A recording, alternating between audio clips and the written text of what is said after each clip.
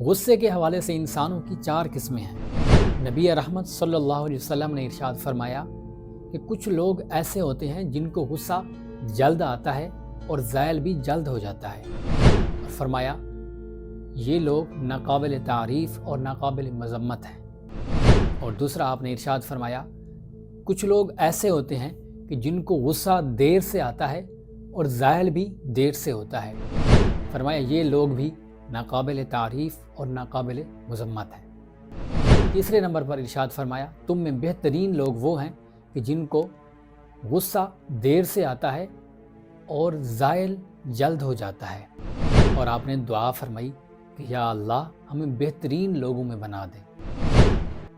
اور چوتھے نمبر پر آپ نے ارشاد فرمایا کہ تم میں بدترین لوگ وہ ہیں کہ جن کو غصہ جلد آتا ہے لیکن زائل دیر سے ہوتا ہے۔